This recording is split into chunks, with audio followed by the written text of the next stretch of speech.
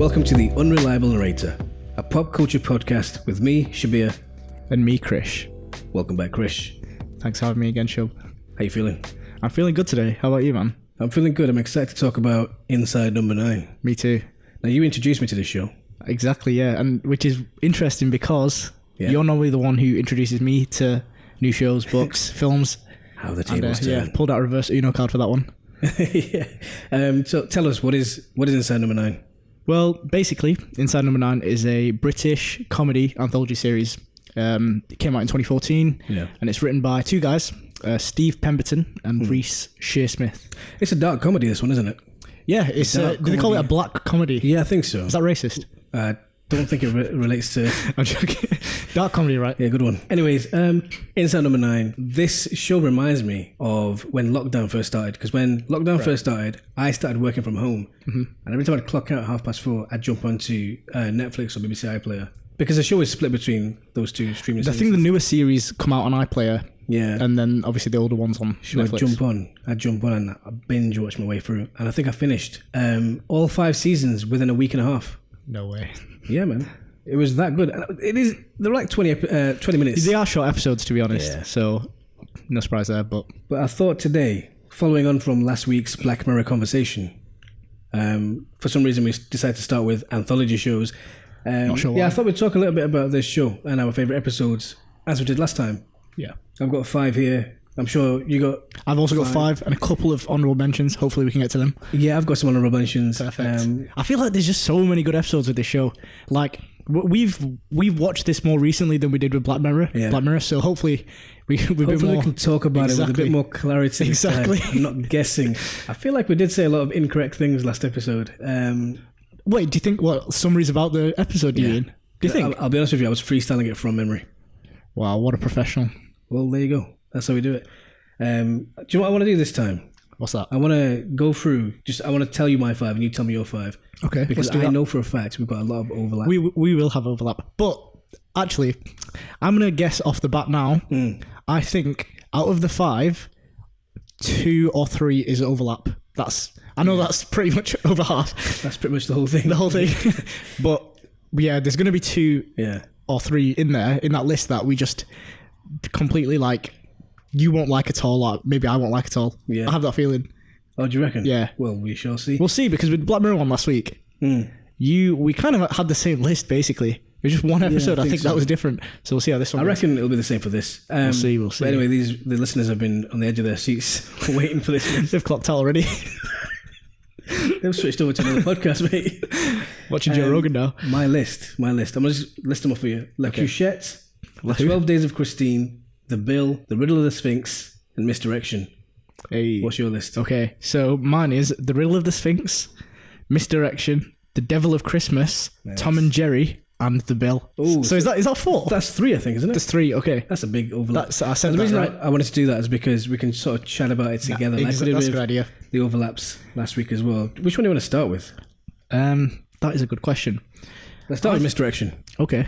Let's do that. Misdirection is... That was a season 5 episode as well, so one of the later ones. Yeah. Okay. Well, Misdirection is an episode about magic, essentially. The show episode, the episode, starts off with a magician. He's showing his friend this trick, and then his friend kills him.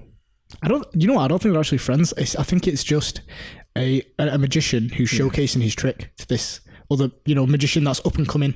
Okay. So he's an up-and-coming magician, and he's showcasing this trick, this, long-time magician. Yeah. And it's like a chair floating trick, something like that. Makes sense, because he does kill him. Exactly. I just want to say, we did this last week as well. We spoiled it, and then we said, spoiler alert. So I'm going to just say, spoiler warning for every episode going forward. Yeah. But yeah, he kills the magician, steals a trick, and then gets famous from it. Yeah. And then what happens? So then, there's like a young journalist kind of kid who comes to visit the magician. At this point, by the way, the magician is like massively successful. This is selling out shows. The second magician who stole the trick. Exactly. He murdered the first one and stole the trick. Exactly. Yeah. So at this point, he's hugely successful. He's selling out shows, and he gets this journalist over to interview him, ask him some questions about his tricks and his awards and all that kind of thing. Yeah. And he ends up asking about the trick that made him famous, this floating chair trick, the one that he stole. Yeah. And you can see he kind of gets a bit uncomfortable, but he's asking, he's answering the questions about it. And the episode kind of leads on from this, the journalist kid uncovering that he actually stole this trick. Yeah. And he didn't just steal it off anyone. He stole the trick off the kid, the journalist's grandfather. So that's the plot twist. Yeah. Now, I'm going to be honest here. I did predict that the kid who comes in to interview the new magician, I thought it'd be the original magician's son. Right. So, yeah, there's a relation there, isn't there? There was a relation there. No, it that. turned out to be his grandson, was it, did you say? Grandson, yeah, grandson. That was quite predictable, I'm not going to lie. When someone dies on screen and then the killer gets interviewed by someone who's come out of the blue, usually that killer, the interviewer or, has to be related. Or the detective or something. Yeah, exactly. Usually, that was predictable, but I don't think it was about being predictable. Exactly. It was just the way the story unfolds and the way the writers navigate us through that discovery. It was I think that's what made it such a clever episode. The fact that you kind of predicted what was going to happen. You weren't waiting for a huge plot twist.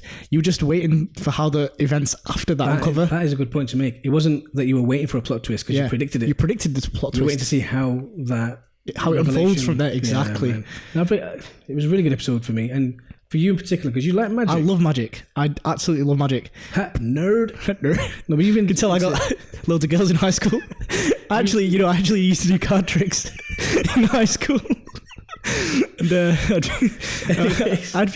had people watching and stuff like in circles that would come watch. You did it in a talent show as well, didn't you? That was at an age that is just too embarrassing to talk about. How old were you when you did the talent show? Yeah. I think I was 17 or 18. You're telling me 2 years ago you did a talent show and you did magic? Yep. Anyway. No, it was great. It was great. That's why I knew that would be on your list. Yeah, I loved it so much. It was good. But what was there was just some really clever, because the kid who's interviewing him, the journalist kid who the magician killed his grandfather. Yeah. He's obviously, he's like, can I showcase you some tricks and stuff? And at first you think like, okay, we'll see what's going on. You kind of don't really get what the storyline is between him showing off the tricks. But the whole reasoning behind that is because he uses those tricks or the effects of those tricks to implicate the magician in a crime. Oh yeah. And that's the craziest bit for me. Yeah, that was a good sort of revelation. The way he did it, exactly. And then it was that I don't know. And there was a twist that we couldn't predict, which was what happened to that magician. Exactly. The killer magician, the murderer. Yeah. Do we go into that, or do you want to leave something for the people? Yeah, they don't have to ever watch the episode if we just explain it fully. But I'm assuming people who are listening to this 3-hour podcast about Inside Number 9 probably. I'm assuming they've seen it. Yeah, probably seen it. Yeah. But yeah, that was on my list. Misdirection. Such a good episode. Yeah. Which one do you want to talk about next? I want to talk about Riddle of the Sphinx. Oh dear, I was going to say that to last, but let's talk about it. Okay. No, let's talk about it. Should we do it? What are we going to gain by saving it till the end? Yeah, true. Let's just do them. This might be my number one favourite. I have to agree. It is. Last week I had them in no particular order, and although these aren't in any particular order, I've got it written down in front of me, and Riddle of the Sphinx is number one, just because it has to be number one. It just, for me, it's just one episode I always remember. Yeah, when I think 100%. About the show. There's two that I remember. What's that? And they're both on my list. We'll talk about the second one after this, actually. But yeah, this one is The Riddle of the Sphinx. And the reason it stands out to me is because of how clever... It's such a clever episode, this episode was. And, I mean, it's kind of almost self-aware because it's about a professor who... Yeah, exactly. Where is it? Oxford or Cambridge professor. And he does a weekly crossword puzzle. Yeah, for the university newspaper. Yeah. And he does the crossword for him. And a girl breaks into his office in the middle of the night. Yeah. And she says, I'm here to learn. I want to seem smart to my boyfriend who studies at the university. He studies architecture or something, yeah. Yeah, exactly. And so if you give me the answers to next week's puzzle... I can seem really clever in front of him, right? And it seems like, kind of... It's quite innocent, right? You're kind of like, oh, that's kind of cute. Yeah. The thing with all of the episodes of the show, they all have a third act twist. So it kind of keeps you guessing throughout the episode what's going to happen next. Exactly. And when is that twist coming? Exactly. So she breaks into the professor's office trying to learn the answers for next week's puzzle to impress her boyfriend. Yeah. And rather than just giving the answers, the professor says, no, I'm gonna teach you the method behind answering them. I'm going to teach you how to actually do it. These crosswords. Yeah. And the way he teaches her, the method that he teaches her, in my opinion, there's so many jumps in logic. Yeah. I don't think it's realistic random. because no, not at all. From the clue to the answer, There's like 4 or 5 jumps in logic Literally. and connections to random things. None of it makes sense. I don't think it makes sense. No. Maybe there are real ways. Maybe there are real crosswords like I'm wondering. Yeah, that's what I wonder. Like beyond my level of understanding. But anyway, carry on. Yeah. So the more questions he gives her over time, she ends up getting better at answering them. In a very short amount in a very short period of time. Bear in mind, these episodes are 20 to 30 minutes long. Just like 2 questions in, she gets really great. So what happens is they carry on talking, discussing, and answering the questions. They have a cup of tea. The twist comes where she ends up dropping some poison in the tea because she actually wants to poison the professor. And he slowly realizes he clocks onto this. He's becoming paralyzed. Yeah. And then she's like, "Oh, I'm a marine biologist. I've just poisoned you. Yeah. You're dying." And then there's another twist because it's like an Indian movie. This. Literally a Star Plus drama, like a Bollywood drama. Literally twist after twist after twist. But yeah, he's obviously smarter than she is, so he clocks onto the fact that she's trying to poison him, and he does like a reverse Uno card, switches the cups. Turns out she's without her noticing. Plot twist. Turns out she's the one who ends up getting poisoned. Drank the poison. Exactly. So, but then she'll explain. Then she predicted that. And then what happened is, I'm kidding. and then she spits it back into his cup, and then he drinks it. No, the last 15 minutes of the episode, just them switching mugs with each other. That was the twist, guys. But yeah, so he clocks onto this, and then another twist comes where the reason she's doing this is because her brother was actually a crossword puzzleist. You know, like he competed at Cambridge for an aficionado, if you will. Yeah, an aficionado. Good word. And what happened was the ruling was overturned by the actual Cambridge professor because he's like a well-esteemed professor. So her brother won, and then the winning was. Exactly. Overruled. It was kind of rigged, right? He kind of rigged the game. And because of that, it led him to like end his life or something like that. So she was super upset that her brother died because of this. So she wanted, the whole kind of plot of the show was getting revenge from this Cambridge professor. Yeah. But it completely backfired on her. Because he was he's just way smarter than her. Yeah. But there's more twists. There is another twist as well. Yeah, go on, carry on. So what happens is when he realizes that, okay, she's been poisoned now, she's paralyzed, we need to like bring her back. Another teacher comes in. Another professor comes in who's a biologist or marine. He's a biology professor, and he goes to okay, fix this girl. Like what do you do? You told me you could fix this. Yeah. He turns around and says, "No, you can't. She's drunk the poison. She'll be dead very shortly." And he starts. What we find out is that the two professors liaised exactly. on this. The student, the girl, went to the second professor. Yep. To ask for the poison and ask for the advice. To poison the first professor. And the two professors chatted and they planned against her. Exactly. So that's ultimately how she got outsmarted. Yeah. Because it was 2 against 1. Exactly. And then we find out that the second professor has another sort of ulterior motive as to why he wants to punish the first professor. Yeah. It's getting quite... There's a lot of plot twists in this one. I think that's maybe why we enjoyed it so much. I think 95% of this episode was a plot twist. But I think that's what made it so fun because it was just like one twist after the other. But essentially, it just keeps you guessing all the time. Turns out the second professor wants to punish the first professor because he had an affair with his wife. Exactly. Yeah. So it turns out that the girl who was asking the question from the start is actually the first professor's daughter. Yeah. Because he had an affair. Yeah. And so what a twist. Yeah, it's kind of like multiple twists and multiple like revenge plots in the same episode. One thing about this show is what makes it distinct from Black Mirror, I think, other than the fact that it's first and foremost a comedy, is the lack of a cautionary tale. Yeah, I'd say that's an obvious cautionary tale, because in this story, it's just, here's what happens. Yeah. It's not saying be careful about being stuck on social media. I think, that's true, but also it does touch on like some... It's clever, right? Because it touches on really dark topics. Yeah. Like, let's just take, I know it's not on our list, but just the first episode, for example. Remember the one where they're all in, like, playing that game of sardines? I remember, yeah. And that show touched on, like, a really dark topic of, like, incest and, like, weird... molestation. Yeah, like, it was kind of a dark twist, a really dark twist at the end. Yeah, that's true. But... it is a dark... Exactly, it's a dark comedy, right? But it just does it in such a funny way and executes it in such a funny way that... That's what makes the show so special, right? But I also like the fact that there's not a sort of moral or cautionary tale or lessons to be learned. It's more lighthearted, isn't it? It is a compact story with 1 or 45 twists. Yeah. That's what you enjoy.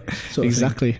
But top-notch episode. But that's pretty much the whole story, isn't it? I feel like that is just a must-watch. Like, for anyone that what is it about that episode that you liked so much? That's a good question. Well, for me, it was the aesthetic of it. Oh yeah, I loved the vibe. Sort of, it was just a cozy rustic, kind of cozy library vibe. slash offices. It was just a professor's office even. I think again, like going back to the plot twist thing, it just continually kept you guessing, and I really liked That's that one thing. because you just wait, okay, when is the actual end coming now? But you don't want it to end. You just love the way these two guys write these. The writers are also, by the way, they're in every episode. Yeah, that's they important to mention. Different makeup, different whatever, and they're acting as every character pretty much they write. And the way they write these stories is so efficient. Oh yeah, it has to be in that short, like 20 minute time frame as well. 20 to 30 minute, and that's one thing that drew me to the show. Yeah, because you can 100%. Jump in, jump out. In my case, jump in, watch 35 in a day, jump out again. Yeah, jump out when it's finished. Yeah. I was going to ask you. Obviously, these guys wrote the show, and they star in every episode, right? For me, it's so good because you cannot tell it's the same characters. It's the same two guys, but the way they execute multiple characters in each episode is so good. Acting is just I feel like top notch. It's more to do with the writing, I think. Do you think? Yeah, because they're really good writers. Yeah, that's true. But do you ever feel like I'm watching the same guys, like that kind of thing? Because that never happens in like a show like Black Mirror. It's always different actors. So you feel like I'm watching a new story. Yeah, again, I think it's just to do with how good the writing is. I think they can navigate you through these different worlds and different characters. Yeah. In such an efficient and smart way. And it just draws you in. And sometimes you forget that it's the same two guys. Yeah. I'm not going to take it away from them, take the acting away from them. Because they are good actors as well. But they're not Leonardo DiCaprio. Exactly. But, it's not Hollywood acting. It's the writing for me, I think. Yeah, 100%, man. So, shall we go on to the next episode? Let's do it. I'll let you choose this one because I chose Riddle of the Sphinx. So is the bill on yours? The bill is on mine. Let's talk about the bill. Let's talk about the bill, man. That is such a good episode. I'm gonna say this for every episode, aren't I? But they're all pretty. That's why they're in our top 5, mate. Yeah, probably because they're all really good episodes. Good point. The bill is about 5. Is it 5 guys? 4 or 5 guys. 4 or 5 guys. Yeah. They're out on a lunch or a dinner actually. Yeah. And they're just chatting. And they're all mates. And when it comes to paying the bill, they're all arguing over who gets to pay the bill. That's right. Right? I'm going to summarize this story really quickly. Okay, yeah, good. Because it is quite... And then we can just talk about like what we like about it and stuff. Yeah, so they argue over the bill. While they're arguing, there's a physical sort of altercation. And the waitress who's serving them gets her throat slit, she dies. And in the end, you find out that one of their friends is really rich, and the other 4 are trying to scam him out of his money, saying, oh, I've got a friend who can take away his dead body if we wire transfer him. What was it? It was like something like 200 grand or something like that. Grand. A ridiculous amount of money. Yeah. So the story is, 4 or 5 guys, but 4 of them do know each other. Yeah. They're in on it. Yeah, and the 5th one is like a visitor from London or something. But yeah, that's the whole story. They're trying to scam him out of money. It's just the way it's done, right? The way it unfolds is so satisfying. Right. The way the story's told. And it's because, right, these guys are scam artists at the end of the day, right? Yeah. So they're all in on it and they're working together.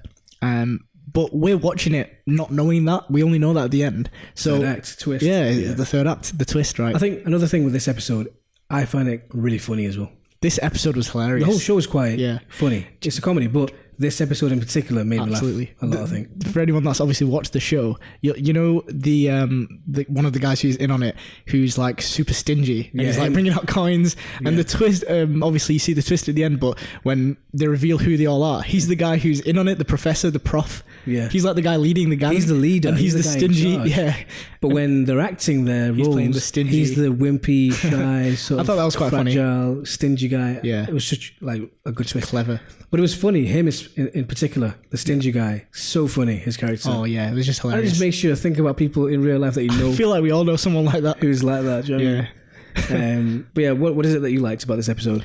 Oh man, what did I like? For me, I liked. This was like more of a retrospective thing that I enjoyed about it. Yeah. But it literally takes place, and they just sat on a table. That's it. There's just 5 guys sat at one table, which. For most shows, you just think it's just so dry. One thing we forgot to mention. The whole premise of the show. We're about halfway into this podcast, by the way. Can I just say, the main premise of the show is called Inside Number 9 because every episode takes place in somewhere that's related to the number 9. Right. Room number 9, stage number 9, house number 9, whatever it is. So yeah, they're all essentially compact in that way. That's like the recurring theme throughout the show. And this, what was the link in this one then?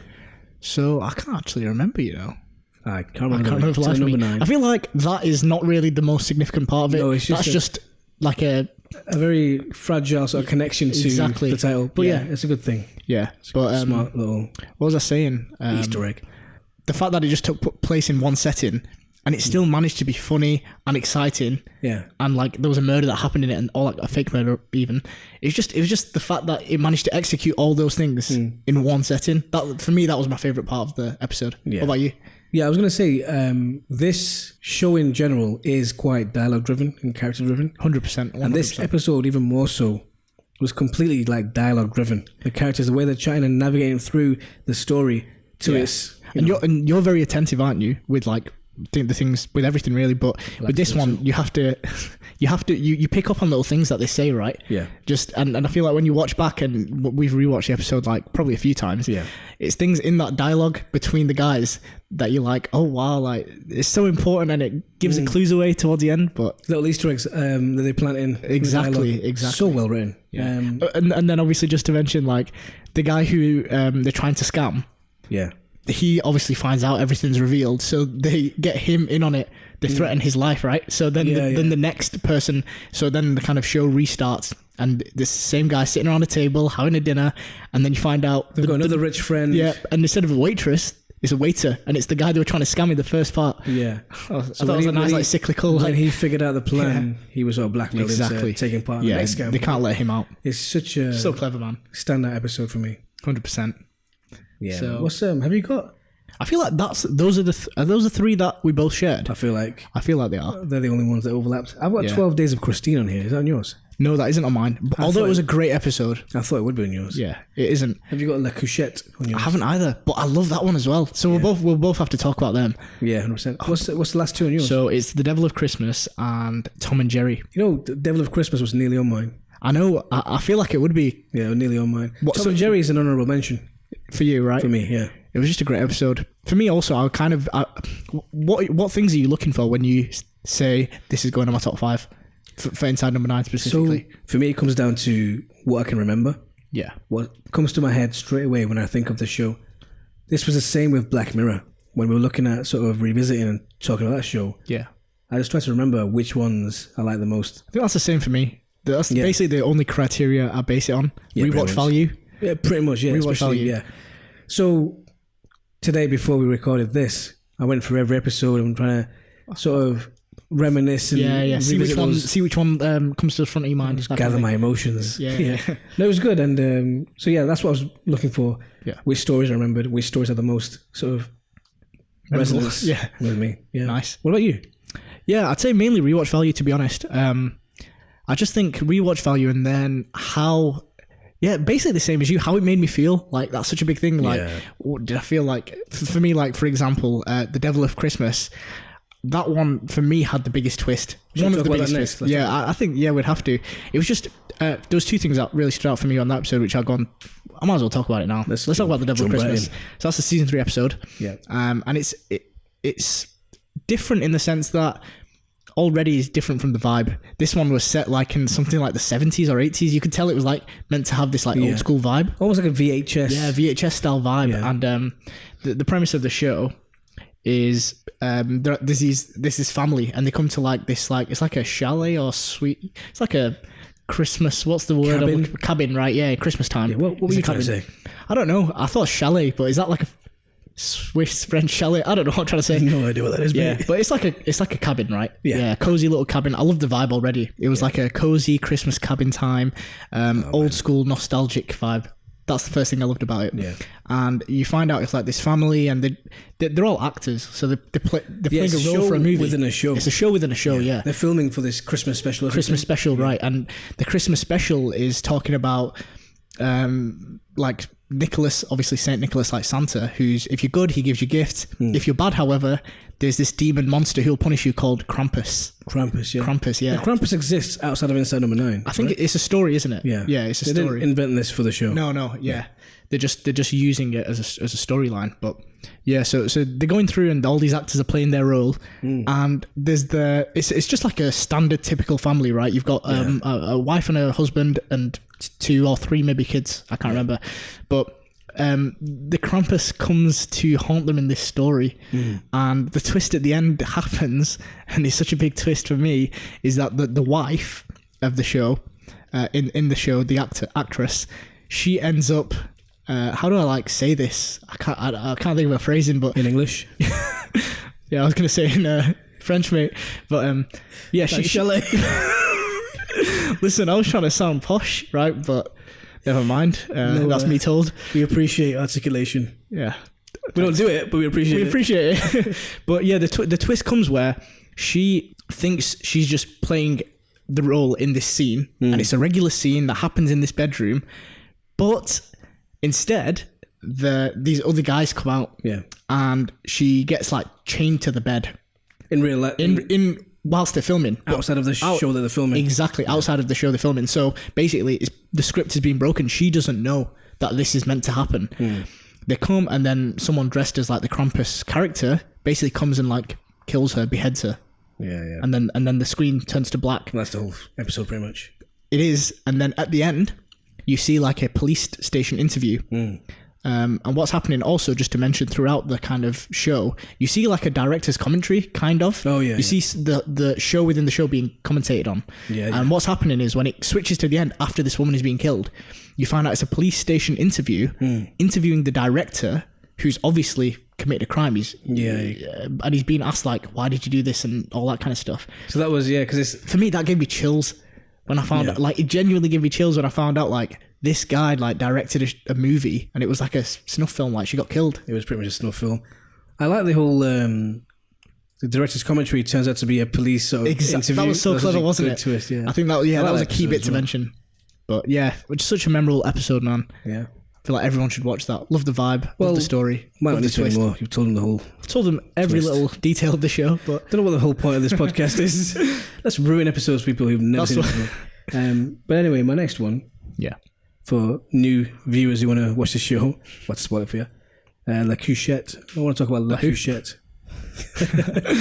No, that was it. Was that just jog my memory? Was that the one on the train? The train one, yeah. Yeah. Again, Brilliant every episode takes place pretty much in one location. Yeah. I think this was a train room, a sleeper train, and they're in Block 9 or something. Yeah. Something like that, yeah. Sleeper train, it's going to France or something, I believe. Yeah, something like that. And one by one, the residents who are going to stay in that train are going to sleep there for the night. They turn up one by one, and the story unfolds. And one of the people who are sleeping in there turns out he's dead. Yep. And then the other 5 or 6 try to sort of deal with that dead person. One of them is a German dude. Yeah. Doesn't speak a word of English. And they're trying to navigate through that situation. How do we? So basically, there's a doctor on the cabin as well. Yeah. So he's trying to get to this convention. He's getting an award and a prize. He's competing for an award. He's always annoyed. Yeah, because he's trying to sleep. Every little person that comes in, he's annoyed by what they do. Every new person. Yeah. He's trying to get enough sleep because he's got a very big interview in the morning. Yeah, to win this prestigious award. Yeah. So so he decides we're not going to stop this train. No. We'll alert the guards in the morning. Yeah, we should stop it because we found a dead body, but we're not going to stop it because there'll be delays. And I've got an interview. It's a selfish thing, right? Very selfish. The most selfish thing, but throughout the whole episode, he seems a bit of a stuck-up kind of, that kind of dude. Yeah. But anyway, in the morning, they do alert the authorities, and the body gets sort of taken care of, I'm sure. Yeah. And the guy's got an interview. He's getting dressed slowly, and we find out that he's the guy who murdered that person. Yeah. Because that person who was dead was his competition. He's another doctor competing for the prize, They were both competing for that. Was it a job interview? Yeah, it was a job interview or an award. Something like that, yeah. They're both competing for it. But then... This is the twist. The German guy walks in when this professor's talking to himself. Is it a professor? Yeah. He's talking to himself. And he's like a bad luck doctor... Whatever. What's his name? Yeah. The German dude comes in and says, Doctor Who? That's me. That's me. Turns out it's the German dude he was supposed to kill. Exactly. And the guy he killed was actually an innocent guy. Randomer. Well, you would have made sure of that, I'm sure. Had a conversation with him. This guy's like a well-esteemed professional doctor. Yeah. And he got the name of the person wrong. You'd have thought he would have, been smarter. Yeah. Have a conversation with the guy. See who he is before trying to kill him. Got some ID maybe. But that was... Yeah. So why'd you like this episode so much? It's that whole sort of the way the story unfurls sort of thing. Yeah. Do you know what I mean? It's unpredictable, as they all pretty much are. Yeah. But the way the story unfurls, we're in a very, very sort of claustrophobic little cabin, sleeper train. Everything's intense, isn't it? Carriage, very intense. Yeah. this guy is obviously on the end of his rope. This professor, really obnoxious guy. Interview in the morning, can't be nice to these people for one night. One by one, they're all coming in. They're all characters. These guys, right? Yeah. It was just a funny episode to sort of go through. I'll tell you why this wasn't on my list. Although I really enjoyed the episode, the only gripe I had with it is the twist was good, but this guy was a dick from the start. Yeah. So really, when you find out he's murdered someone, you're like, well, you're going to jail, mate. And you're kind of like, whatever. Like, I kind of like some of the shows where when we talked about the first one, and we was like, she's innocent, and then it kind of unfolds that. So we were talking about Riddler's Sphinx. It seems like she's innocent. She just wants to learn.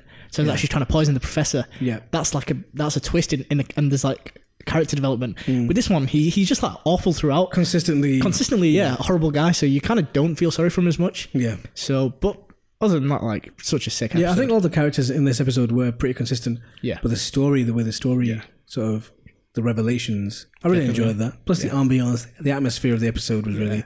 There's so many episodes that just nail like the vibe, don't they, of the episode? It's the writing though, man. The writing's 100%. So top level. But yeah, what's your? So this is actually my final one.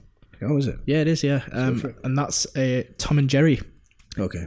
So yeah, that is in my honourable mentions. Is it? Yeah. So I'll jump in and we'll chat a little bit. Perfect, man. So just to summarise Tom and Jerry, you've got this guy Tom, and he's a primary school teacher. He's got this like huge goal. He's a cat. Jerry's a mouse. Yeah, basically, good one. He's a primary school teacher, comedy podcast, and he's got this like big ambition or goal of becoming a famous author. So he's writing, he's marking his kids' homework and whatever, all that stuff, and he realizes that his wallet's gone missing somehow after he pops out, and then someone knocked at his door, and it's a homeless guy. Yeah, like a really not well kept homeless guy that gives him his wallet back because he finds a guy who he's noticed himself out. He's noticed. That's a good point to mention. So whilst he's kind of marking the homework and doing the job of a teacher, outside his window he sees this homeless guy, and he comments and he says like, what a tramp or what a scruff, like a horrible comment to his girlfriend. And his girlfriend's like, don't make such a backhanded comment, be a nice guy. Turns out this guy actually found his wallet, found where he lived, and gave it back to him. So he kind of felt bad about that, right? So he goes, here's some money. And the show kind of goes, takes a 180 from there. He invites the guy in, invites him for a drink. All of a sudden, they become best mates. It really sort of goes out of control. Fully out of control. Completely spirals. Not in a chaotic way. Yeah, it does. It develops and develops, but it's kind of like... It's a slow loss of control. Absolutely. Yeah. And I think the reason he does that is so he invites him for a drink purely out of just feeling sorry for him, because he called this guy a tramp, and this guy gave him his wallet back. And it turns out this guy had met like Charles Bukowski, this poet and author, right? Yeah. And the primary school teacher, that's like who he's aspiring to be. I want to be like a writer like him. So they end up chatting, and they become like best mates. And what happens slowly is that this homeless guy kind of takes over his life in a way, right? So he's like... But it's hard to describe because... It's hard to describe this. When we watch it, slowly the homeless guy starts being organised. Yeah. And taking over the life of the guy who helped him. Yeah. And, took him into his home. Yeah. And the guy who had the home and the writer guy, he slowly loses control. He basically does that because he wants to pursue that career in writing, because the homeless guy has persuaded him to do that. So instead of going to work, he doesn't turn up to work. He's sat in bed all day, and he's drinking all day and smoking all day just to become a writer. The dynamic sort of flips. The dynamic completely flips on itself. And it just turns out like in the end that you're not sure whether this homeless guy is real or not. You're not sure if he's hallucinating or not, but the guy's primary school, like the head teacher, comes to visit him, ask him how he's doing. He's obviously not well because he's been stuck at home and stuff like that. Yeah. So and then you find out like what happened is the homeless guy is real, but he ends up dead in the bathroom. Yeah. So he's been like, how do I say it? Like he's been that like stressed out by what the homeless guy's done to his life that he's killed him. But he kind of questions it. Makes us think that the homeless guy is a hallucination. Yeah, it brings us back down to reality by showing us no, he was real. He's actually real, and I was dead in the bathtub because our protagonist, if you want to call him that, has murdered him. Jerry, his wife, girlfriend. That's it, girlfriend or wife. Yeah, am I correct in saying that she was dead all along? See, I'm not 100% sure in that. I thought she was dead. Maybe. I'm not sure. But yeah, like I said, I love this episode because it takes a complete 180. Like you said it the best. It's not chaotic the way it like spirals. Yeah. It's a slow kind of thing, slow Helpless process. sort of feeling. Yeah. And that's why it was on my honourable mentions, because Really? I remember it. It had an impact. Yeah. And I remember telling people about it. Oh, right. Oh, really? Yeah, and sort of recommending it. But that was early on, that episode, wasn't it? Season 1? This is a season 1 or 2, maybe something like it's 1 actually. Yeah. Season 1, episode 3. There you go. And yeah, I was recommending it and just talking so much about how good this episode was. Yeah. But then when I watched the other seasons, I found other episodes that you preferred. Yeah. Favorites. Yeah. I think the reason like But this I is still on mine. recommend it. Yeah. The reason this is on mine is just how it made me feel after watching it. Yeah. You kind of feel sorry for the guy throughout, and then the twist of finding out this homeless guy is not a hallucination, he's real. You're like, wow, just What a twist. yeah, what a twist, man. That's good, man. Every episode has that sort of moment. Yeah, for sure. My final Your one. final one, yeah, You know this episode. of course. Season 2, episode 2, The 12 Days of Christine. Now, I kind of juggled a little bit because I wanted to put maybe Cold Comfort on there instead. Ooh. Cold Comfort. That is on my honourable mentions. Yeah, same. It is, yeah. Nice, And nice. I was thinking to flip these two or not, but it ended up... So we kind of sat on the fence about that. I was sat on the fence, but I'm Yeah. going to talk about it because it's a critically acclaimed episode, It is, yeah, 100%. and it really sort of resonated with me on an emotional level. Okay. A lot of these episodes are funny, Yeah. make you laugh, but they don't always make you sad in that way. Yeah, But it's really there's also quite- a few that scare you. There's a lot of horror elements. Oh yeah, 100%. But this one made me sad a little bit. It does mix in a little bit of horror in a sense. I mean, the story essentially is about this woman. And Christine. she meets this guy in a party. You know, the classic tale. Yeah. New Year's party. She meets a guy together. And as the story progresses, they sort of drift apart. Yeah. And life falls apart. And she sees a ghost kid in the flat. And we don't know who the hell this ghost kid is. Is it even a ghost? But It's important to say, like, these guys, they get married and stuff, right? They get married and have a kid, and then yeah, they they get start married and have a separated. kid. Yeah. And then they separate. Yeah. I'm assuming the ghost kid, we think it's her kid, Yeah. right? Yeah. But yeah, it takes place over 12 holidays. Yeah, That's why it's called the 12 Days of Christine. And as the story unravels, we find out that she has been in a car crash. Mad twist. And the ghost kid she sees is her kid, Yeah. who's alive, but she is trapped in a car. And you know how people say your life flashes a bit before your eyes? Exactly. That was what it was, right? That's what was happening to her. Her story from the New Year's party where she met the guy up to her death. the crash, yeah. So she died. Because throughout the episode, there's clues, visual clues, red and blue lights flashing. Yeah. That's the ambulance or police or whatever. And the kid that she sees, the ghost kid, is her son who has been rescued by the firemen, I guess. Yeah, yeah. And she's obviously trapped in this car, dying and reminiscing about her life. How sad is that? It's so sad. Yeah, and it's just the fact, like you said, the whole episode is her life flashing before her eyes. That's the whole episode. Once you finish that episode and have that revelation and realize what it is, it's so sad in hindsight. 100%. You think back and then rewatch it, you know what it is.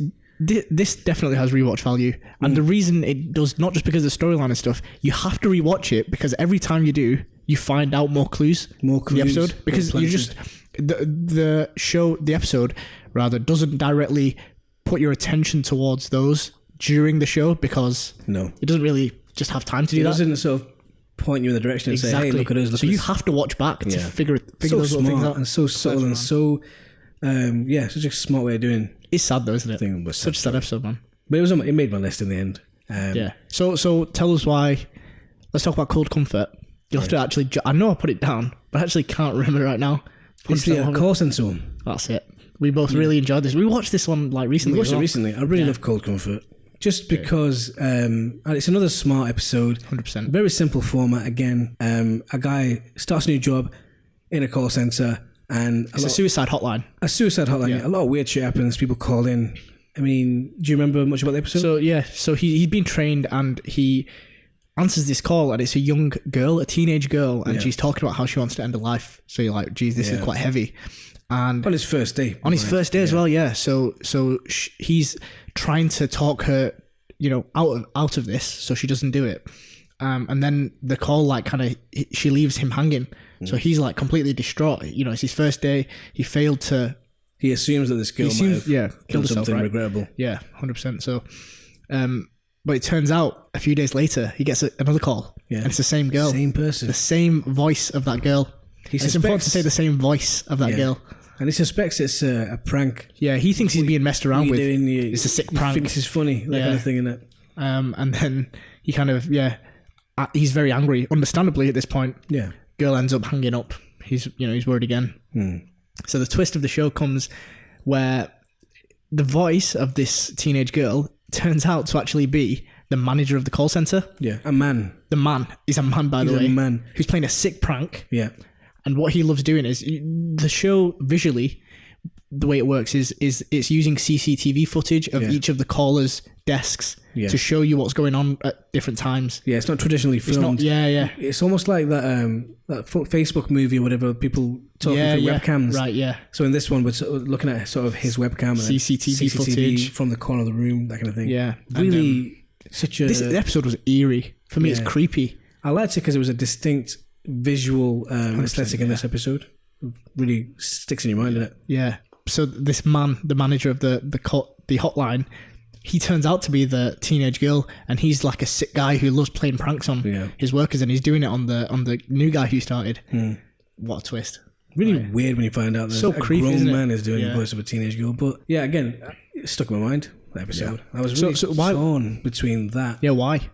Like, sorry, how did 12 Days of Christine get on your list, but not? Oh, really? It was just not a flip of a coin. It wasn't really. All right. Yeah, okay, on any given day, you can ask me, and I might change my answer. It depends. It's one of them.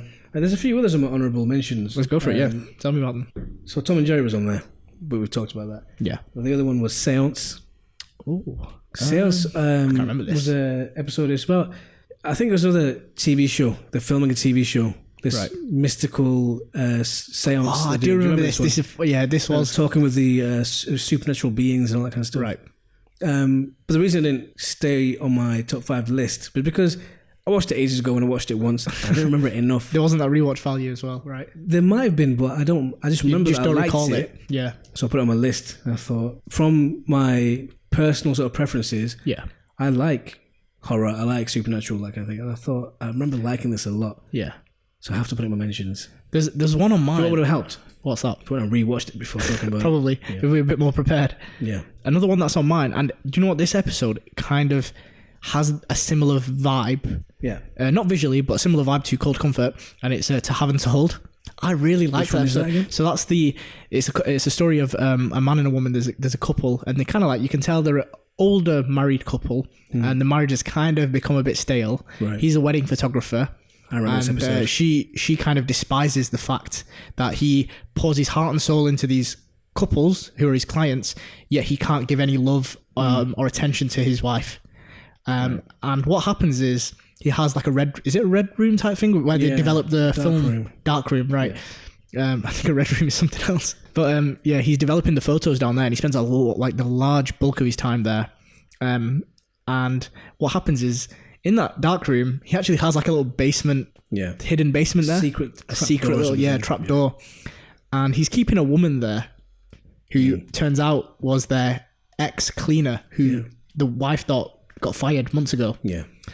He's keeping her there, and he's feeding her, weirdly enough, pot noodles, which is her diet. Yeah. And he's basically, doing his whatever sick things he enjoys doing on this woman. He's taking advantage of a woman who's in prison. Exactly. And it's such a horrible episode. It's a horrible episode, man.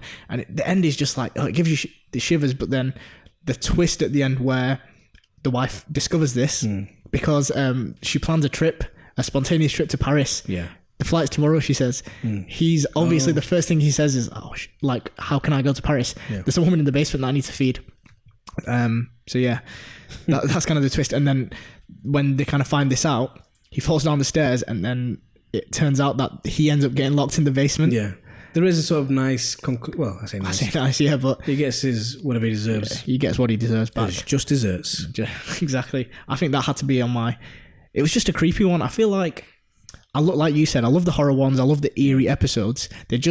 I kind of preferred the ones that were on my top 5 because they were a bit more light-hearted and had that like comedy, a bit more comedy going on in them. No, I get you. That's what that episode there, it didn't make any of my lists, honourable mentions or top 5. Really? Because it just left me with a horrible feeling of what that woman was going through. Yeah, maybe I'm just a sick person. I think you are. Yeah, maybe. But that's why I kind of... Have you got any more on your honourable mentions? No, that was it. That was my... That's it, yeah. Same here, So yeah, if we had to choose... Yeah. 1 or 2 episodes to recommend to a new viewer... Oh, easy. Which we've already spoiled. Not easy, but easy. What would you recommend? Okay, so I would recommend The Riddle of the Sphinx Yeah. and The Bill. Oh, would you? Yeah, I would. I think so too. I was going to say Misdirection, but I think I was going to say that as well. The Bill is more enjoyable by a broader audience. Yeah, 100%. If you, I feel like if you really just don't like magic, even you're just not gonna love the episode. You might do, but The Bill is like it's a very everyone's gonna like it. Yeah. I feel like that's Perfect. It's on mine. Well, there you go. I mean, we've spoiled those episodes for you, Yeah, but if you want to go watch them anyway, you know where to start. exactly. And that ends our second ever episode. I know. And Yeah. our conversation about anthologies, I guess. Until next time, maybe we will Maybe talk we'll think about of some more. something in future. Maybe Electric Dreams. Who knows? Electric Dreams I mentioned. That's to one you. that you really like, isn't it? Yeah, but we might save that for another episode. Yeah. And also, there's True Detective, American Horror Story. There's so many anthology shows. there's quite a few, but isn't there? We'll talk about that when we reach that hurdle. We'll get to those. I think next week onwards, let's talk about Christmas movies. What do you think? Perfect timing. Because we're going into December now. Exactly. And yeah, I think it's... I'm in the mood to watch some Christmas films. I'm in the mood for some Yeah. Christmas stuff. After the year that 2020 has been, I think it can only be revived by cozy Christmas films. I think that's a good idea. So that's what we'll do. But that's been episode 2 of The Unreliable Narrator with me, Shabir. And me, Krish. Thank you for listening, if you made it through this far. And stay tuned for some Christmas stuff next time. Thanks for watching. Nobody watched it. Thanks for listening, rather. See you next time.